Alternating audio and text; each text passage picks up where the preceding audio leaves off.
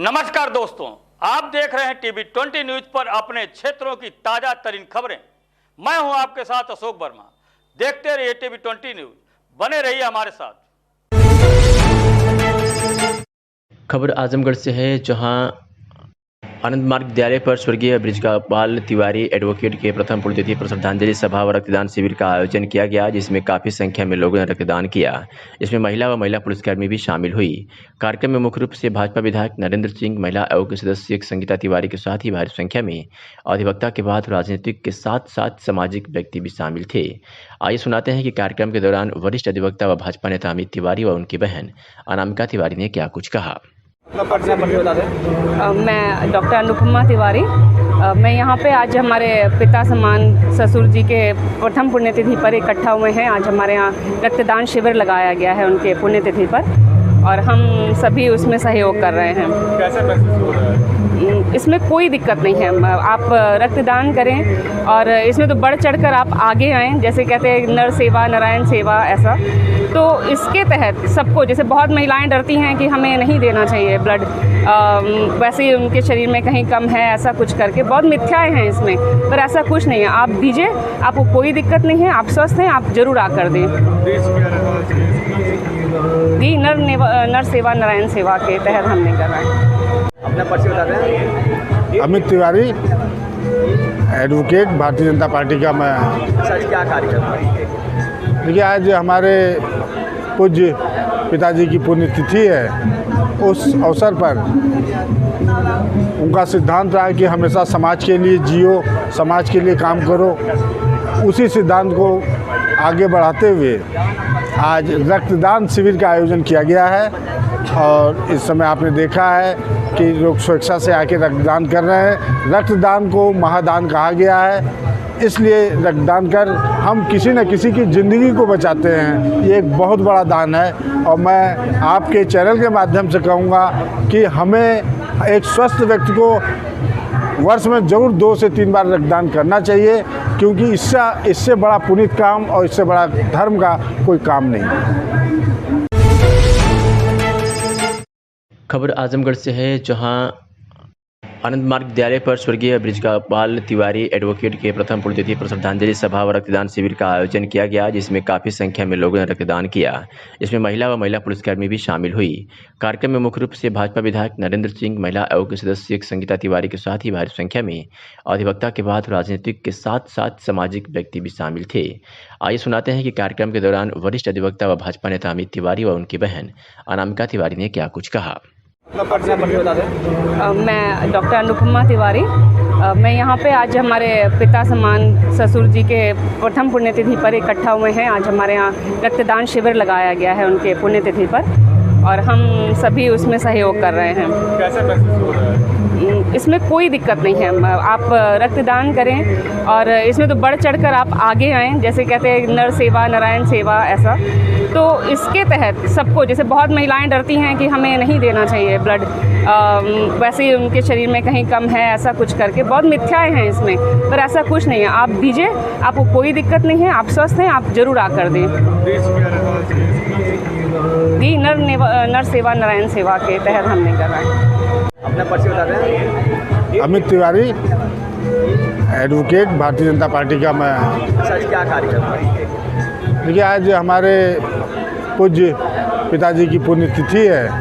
उस अवसर पर उनका सिद्धांत रहा है कि हमेशा समाज के लिए जियो, समाज के लिए काम करो। उसी सिद्धांत को आगे बढ़ाते हुए आज रक्तदान शिविर का आयोजन किया गया है, और इस समय आपने देखा है कि लोग स्वेच्छा से आके रक्तदान कर रहे हैं। रक्तदान को महादान कहा गया है, इसलिए रक्तदान कर हम किसी न किसी की ज़िंदगी को बचाते हैं। ये एक बहुत बड़ा दान है, और मैं आपके चैनल के माध्यम से कहूँगा कि हमें एक स्वस्थ व्यक्ति को वर्ष में ज़रूर 2 से 3 बार रक्तदान करना चाहिए, क्योंकि इससे बड़ा पुनीत काम और इससे बड़ा धर्म का कोई काम नहीं है। वाराणसी से खबर है, जहां भाजयुमो द्वारा आयोजित भारत दर्शन सुशासन यात्रा के सिक्किम दौरे पर संपूर्ण भारत देश के विभिन्न प्रदेशों के भारतीय जनता युवा मोर्चा के कार्यकर्ता, राष्ट्रीय पदाधिकारी से लेकर मंडल स्तर कार्यकर्ता शामिल हुए, जिसमें उत्तर प्रदेश युवा मोर्चा का प्रतिनिधित्व भाजयुमो वाराणसी के जिलाध्यक्ष अमन सोनकर ने किया। साथ ही में जिला कोषाध्यक्ष विकास गुप्ता एवं सीतापुर के नगर अध्यक्ष शिवांशु पांडे रहे। यह सुशासन यात्रा कार्यक्रम 27 अप्रैल से लेकर 30 अप्रैल के 4 दिवसीय सिक्किम कार्यक्रम आयोजित किया गया था, जिसके प्रभारी के रूप में राष्ट्रीय महामंत्री भाजयुमो एवं दार्जिलिंग के सांसद राजू बिष्टाई रहे। अमन सोनकर ने बताया कि इस कार्यक्रम का उद्देश्य भारत में हो रहे चौमुखी विकास और भारत की सांस्कृतिक सभ्यता को किस तरह व्यवस्थित रखें एवं उसको सीखने और समझने के लिए यह कार्यक्रम आयोजित किया गया था। सिक्किम प्रदेश के दौरे में प्रमुख रूप से Nathula border, Sikkim Raj Bhavan, Temi tea garden, NHPC, national hydro power corporation, Glenmark pharmaceuticals दवा कंपनी और अन्य जगहों को देखने का अवसर मिला।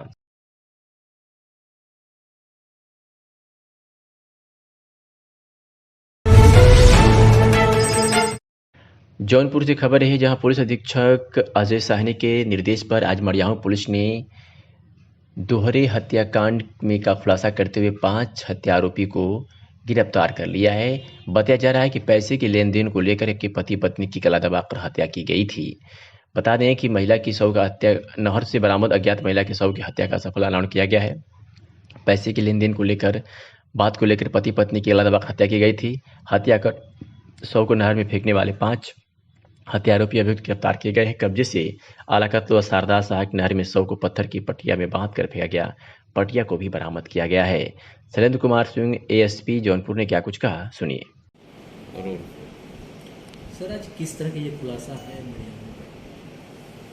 ये वरिष्ठ पुलिस अधीक्षक जौनपुर के कुशल नेतृत्व में थाना मड़ियाहू की पुलिस, थाना प्रभारी और उनकी समस्त टीम के द्वारा एक बहुत ही गंभीर एक अपराध का अनावरण किया गया है, जिसमें ये घटना इस प्रकार हुई कि थाना मड़ियाहू में ग्राम साहूपट्टी में एक महिला पूनम कटियार और उसका पति सत्येंद्र कटियार की हत्या दिनांक 29 मार्च की रात में कर दी गई और 30 मार्च की रात में उसकी लाश को जो हत्यारे थे, इसमें उसका सगा भाई पिंटू, सिंटू और उसका एक मित्र छोटू और उस गांव का एक ग्राम प्रधान कैलाश पटेल, और इन लोगों ने एक बोलेरो गाड़ी को लाश ठिकाने के लिए इस्तेमाल किया। उसका जो ड्राइवर है सुनील गौड़, इनकी मदद से हत्या करके डेड बॉडी को ठिकाने लगाया गया। गांव के पास ही शारदा नहर में डेड बॉडी डाल दी गई। ये दोनों डेड बॉडी, एक डेड बॉडी जो सत्येंद्र कटियार की थी, पति की, वो दिनांक 2 अप्रैल को थाना जलालपुर क्षेत्र में बरामद हुई और दूसरी डेड बॉडी जो उसकी पत्नी पूनम कटियार की थी, ये 6 अप्रैल को वहीं पास में ही नहर से बरामद हुई। ये दोनों डेड बॉडी पूरी तरीके से ख़राब हो चुकी थी, लेकिन जो उसमें उनके कपड़े थे और महिला के हाथ में जो टैटू मार्क था, गुदना था, उससे इनकी शिनाख्त हुई।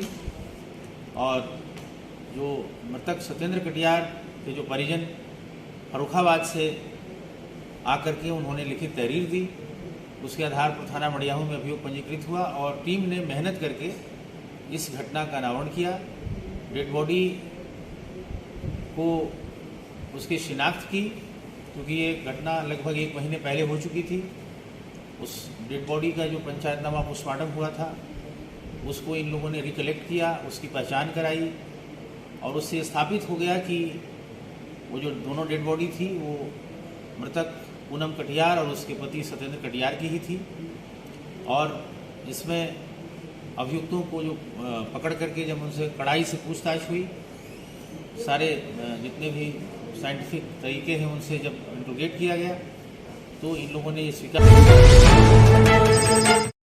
और एक खबर सोनभद्र से है, जहां थाना शक्तिनगर क्षेत्रांतर्गत रोडवेज बस स्टैंड के पास स्थित NCL परियोजना की सरकारी जमीन अराजी संख्या 441 पर लगभग 10 बिस्वा को मुनीब गुप्ता पुत्र नथे गुप्ता, पप्पू यादव पुत्र होरी यादव, निवासीगण शक्तिनगर बस स्टैंड, ग्राम चिलकाडाना, थाना शक्तिनगर, सोनभद्र द्वारा कब्जा कर अवैध रूप से होटल, मकान निर्माण एवं अन्य व्यावसायिक प्रतिष्ठान बनाकर अवैध रूप से कब्जा किया गया था, जिसकी अनुमानित कीमत 5 करोड़ रुपए है, को उच्च न्यायालय के आदेश के अनुपालन में पुलिस राजस्व की टीम द्वारा कब्जा मुक्त कराकर अवैध रूप से निर्मित होटल व अन्य व्यावसायिक प्रतिष्ठानों को ध्वस्त किया गया। इस दौरान उपजिलाधिकारी द्विवेदी शैलेंद्र मिश्र, क्षेत्राधिकारी पिपरी प्रदीप सिंह चंदेल व प्रभारी निरीक्षक शक्तिनगर मिथिलेश कुमार मिश्रा व पर्याप्त पुलिस बल के साथ मौजूद रहे।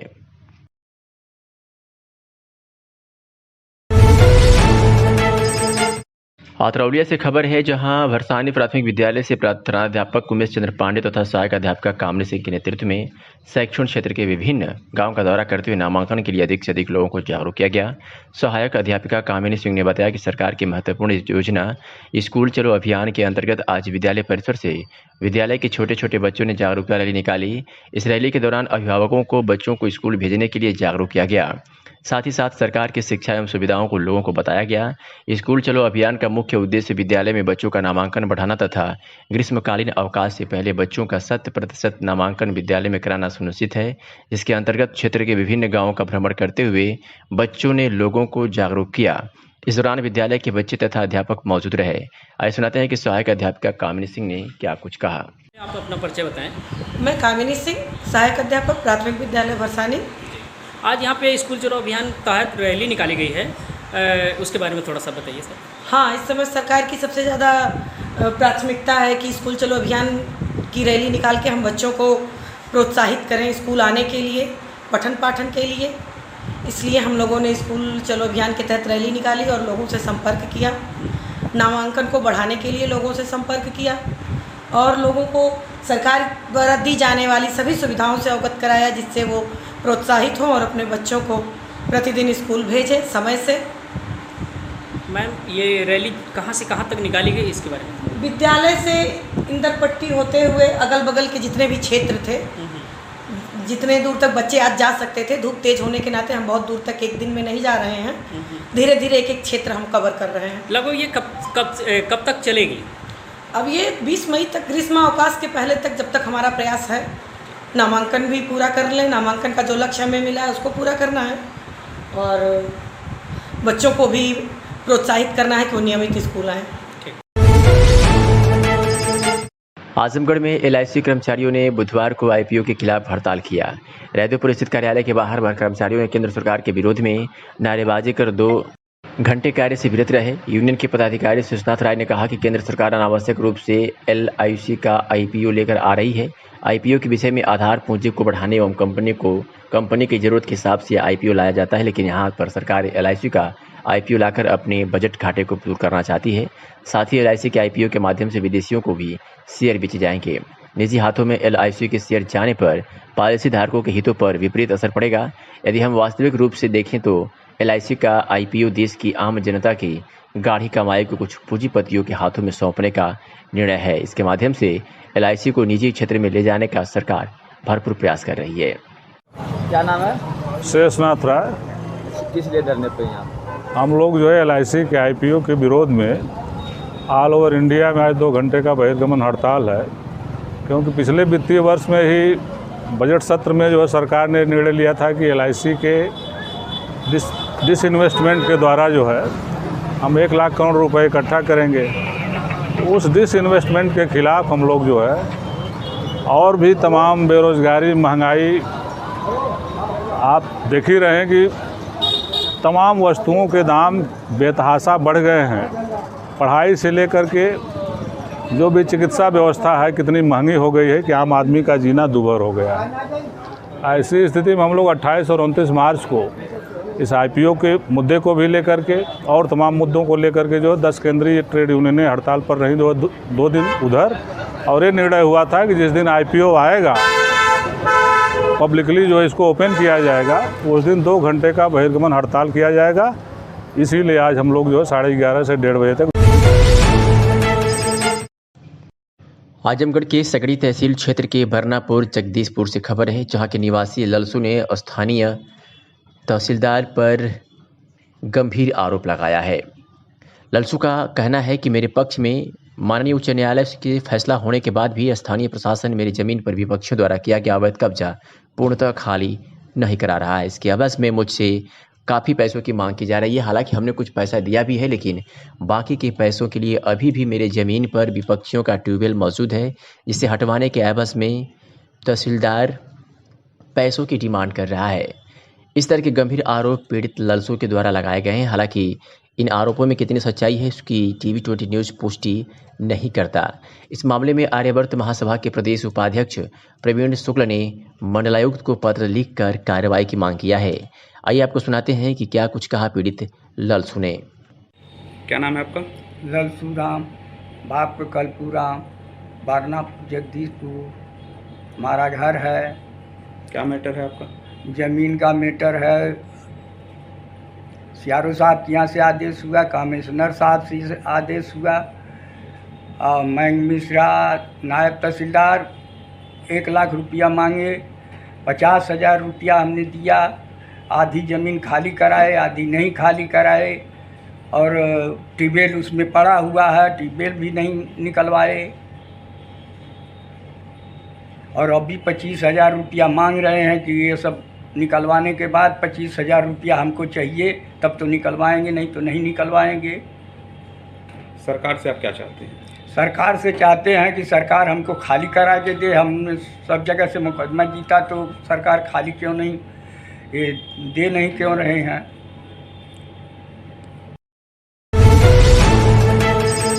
जिला प्रोबेशन अधिकारी शशांक सिंह ने बताया कि 29 अप्रैल 2022 को माननीय मंत्री डॉक्टर संजय निषाद जी द्वारा दलाल घाट, गौरीशंकर घाट और सीताराम मोहल्ला क्षेत्र का निरीक्षण किया गया। उनके द्वारा सोशल सेक्टर के समस्त विभागों के लाभार्थियों को 100% लाभान्वित किए जाने हेतु निर्देशित किया गया था। उसके क्रम में सोशल सेक्टर के समाज कल्याण विभाग, महिला कल्याण विभाग, दिव्यांगजन विभाग, अल्पसंख्यक विभाग एवं पिछड़ा वर्ग विभागों द्वारा आज प्रातः 8 बजे से 12 बजे तक दलाल घाट, गौरीशंकर घाट और सीताराम मोहल्ला क्षेत्र में कैंप का आयोजन किया गया, जिसमें कुल 87 लोग थे, जिसमें 49 महिला एवं 38 पुरुषों को जन कल्याणकारी योजनाओं के बारे में विस्तृत जानकारी प्रदान की गई।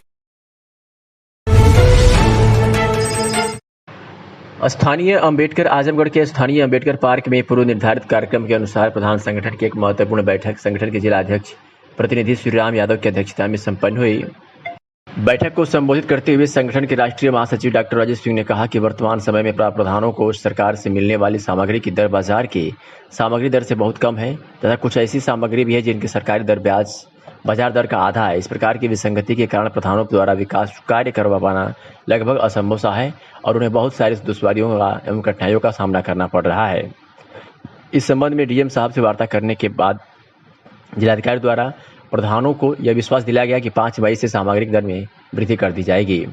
जिलाधिकारी के इस निर्णय से प्रधान जहां एक तरफ संतुष्ट दिखे, तो वही जिलाध्यक्ष प्रतिनिधि श्रीराम यादव ने जिलाधिकारी के इस कदम की सराहना करते हुए धन्यवाद भी किया और कहा कि जिले के प्रधान शासन की मंशा के अनुरूप कार्य करते हुए बेहतर परिणाम देने का कार्य करेंगे। सर, आज प्रधानों की मीटिंग की गई और धरना प्रदर्शन, क्या मामला है? देखिए, ऐसा है कि जो मार्केट में सामग्री का जो मूल्य है, बाजार दर जो है, और प्रधानों को मिल रहे सरकारी दर में काफ़ी विसंगति है। कहीं कहीं तो दूने का मामला है, हमको आधे रेट पे सरकार आधा रेट दे रही है, जबकि बाजार में उसके दूने रेट पे हमको सामग्री मिल रही है। तो ऐसे में प्रधानों द्वारा विकास कार्य करा पाना एक तरह से नामुमकिन है। ये हम आज इसलिए प्रधान संगठन के लोग इकट्ठा हुए हैं कि माननीय जिलाधिकारी के माध्यम से उत्तर प्रदेश के मुख्यमंत्री योगी जी को ये संदेश जाए, ये सूचना जाए, जिससे ये विसंगतियां दूर हों। मेरा नाम जाहिद खान है, मैं जिला मीडिया प्रभारी हूँ प्रधान संघ का। आज किस मांग को लेकर आप लोग प्रदर्शन कर रहे हैं? देखिए, हम लोग की मांग ये है कि जो सरकार का जो मूल्य है, जो ग्राम पंचायत में जो काम हो रहे हैं, जो सरकारी मूल्य है और जो बाज़ार मूल्य है काफ़ी डिफरेंट है, बहुत अलग है, जिससे हम लोग काम कराने में एकदम जो है बिल्कुल एकदम असक्षम है, बिल्कुल नहीं करा पा रहे हैं। जैसे मैं आपको दाम बतला दूं, जो सरकारी दाम है और जो बाज़ार मूल्य में मिल रहे हैं, 326 रुपये बोरी जो है सीमेंट है और ये सरकारी रेट है। जबकि मार्केट में 490 रुपये प्रति बोरी जो है मिल रही है। और ईंट है 6195 रुपये प्रति हज़ार, और बाज़ार में जो है मिल रहा है वो हमको 7500 रुपये प्रति हज़ार। ठीक है। सरिया जो है वो है 4448 रुपये प्रति कुंटल सरकारी रेट, और बाज़ार में हमको मिल रहा है ये 8200 रुपये प्रति कुंटल। और लाल बालू मोटा वो जो है 4800 रुपये जो है ट्राली है और सरकारी रेट है, और जो बाज़ार रेट है वो है 9000 रुपये ट्राली। और फाइन सैंड चोपन है वो 4500 रुपये ट्राली है, और बाज़ार में जो है हमको मिल रहा है 8500 रुपये ट्राली। और ईंट गिट्टी है 2700 रुपये ट्राली सरकारी रेट, और बाज़ार में हमको मिल रहा है 4500 रुपये ट्राली। पत्थर गिट्टी है 7500 रुपये ट्राली सरकारी रेट, और बाज़ार में हमको मिल रहा है 10,000 रुपये प्रति ट्राली। क्या चाहते हैं अब बताइए इतना डिफरेंट कहाँ से कैसे होगा, मुझको बताइए। जो है आप ही लोग पत्रकार बंधु हैं, तो आप लोग बताइए कैसे ये होगा। लेबर का भी एक मसला है, मिस्त्री का भी मसला है। अभी तो मजदूरी लेबर की जो है बड़ी है, 213 रुपये जो है एक आदमी की मजदूरी है, जो सरकार ने अपना वो किया है, बढ़ाया है। अभी जो है 9 रुपये बढ़ाया है, और फिलहाल जो है 350-400 लेबर ले रहे हैं। और मिस्त्री की जो है 360 रुपये वो है मिस्त्री की, और ले रहे हैं मिस्त्री 600 रुपये। बताइए किस सिचुएशन में हम काम कराएं, कैसे कराएं। और हम लोग यही चाह रहे हैं कि सरकार इस पे जो है गहन मंथन करे, और जो है इस पे जो है विचार विमर्श करे, और इतना जो है जो शोषण हो रहा है ये सब जो सामग्री के संबंध में, इस पे जो है अपना ध्यान आकर्षित करे और इसको सुधार करे, ताकि प्रधान जो है अपने गांव में पक्के।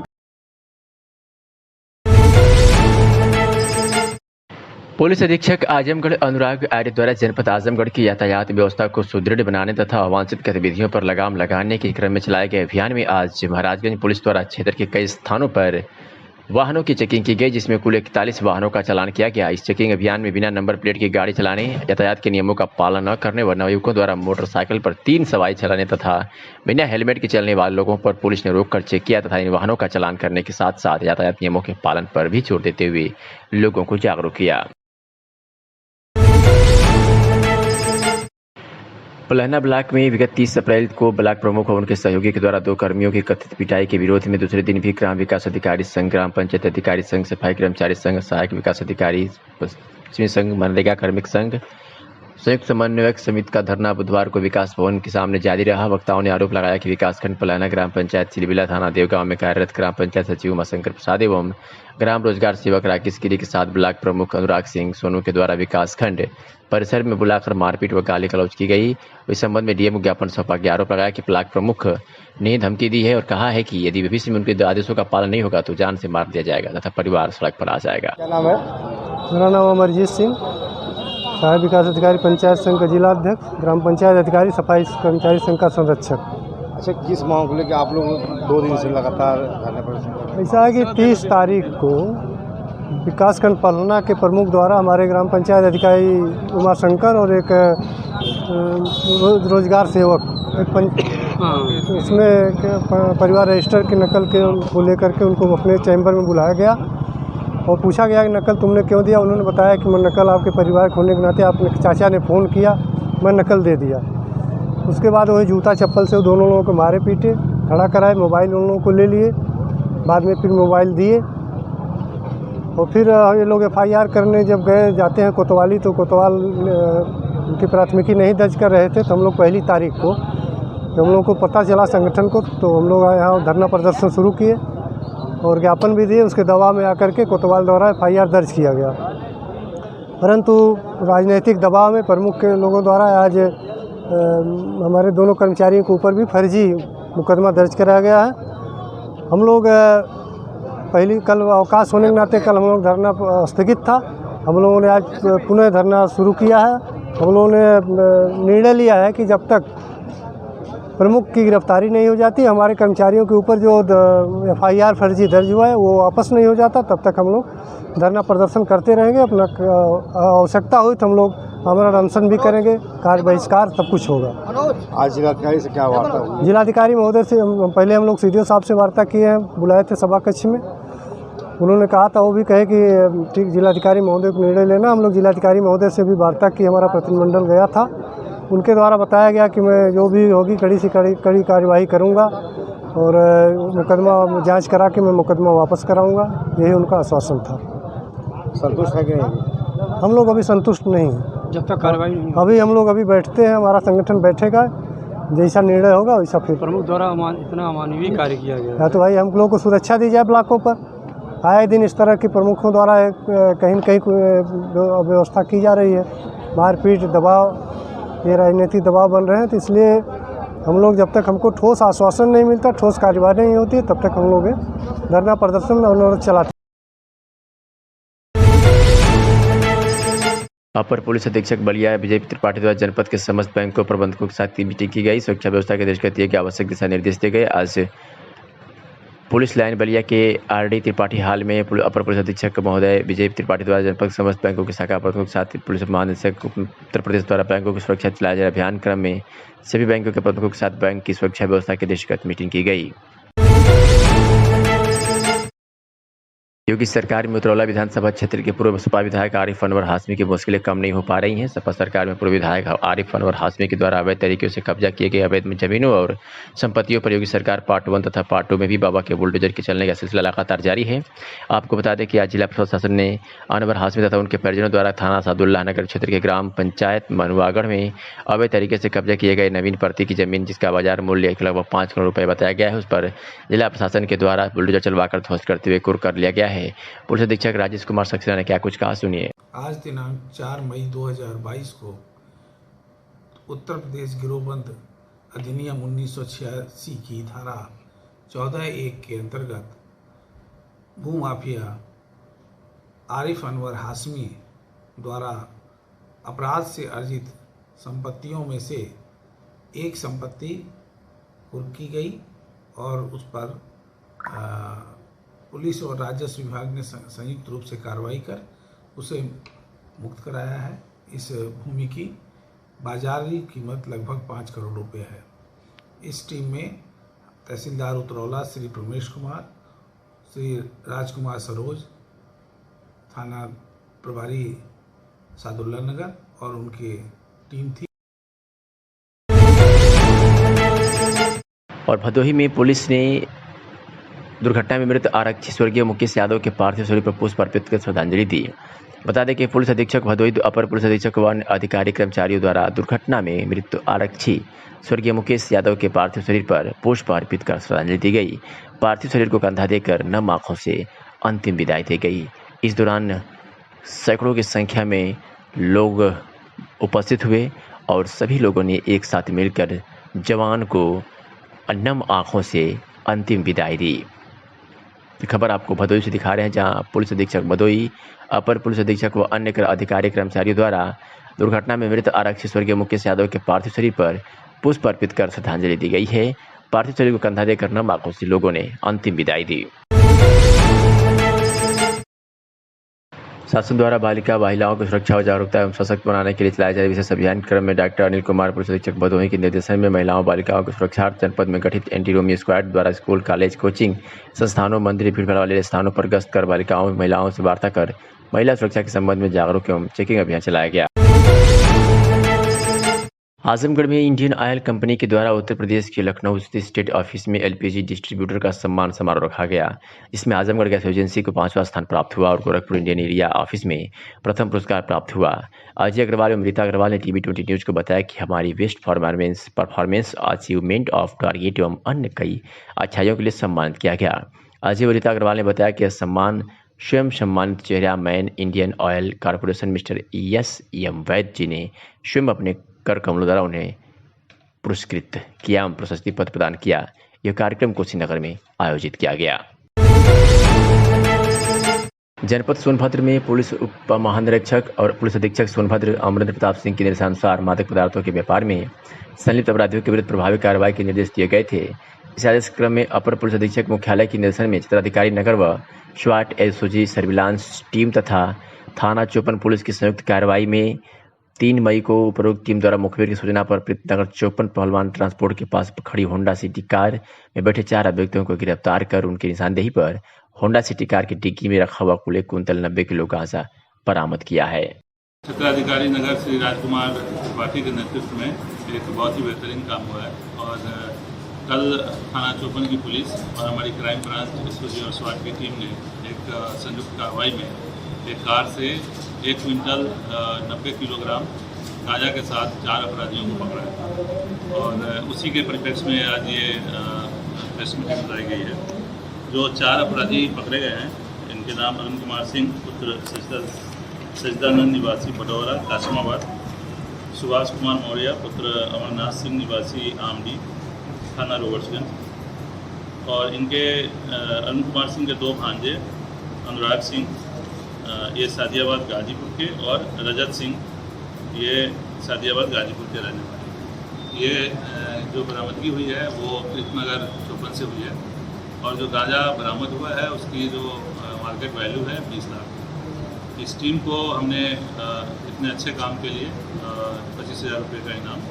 सर क्या पता लग पाता कि गांजा आता कहाँ से है? गांजा का सोर्स पता लगा है, इंट्रोगेशन हुआ है और ये गांजा उड़ीसा से आ रहा था और जो सप्लायर वगैरह थे उनके बारे में भी हमको बहुत जानकारी मिली है और उसमें हम लोग आगे काम करेंगे और आगे भी उम्मीद है कि उपलब्धि मिलेगी। क्या इनके गिरोह है क्या? वही कब से काम करें कुछ पूछताछ में बताएं।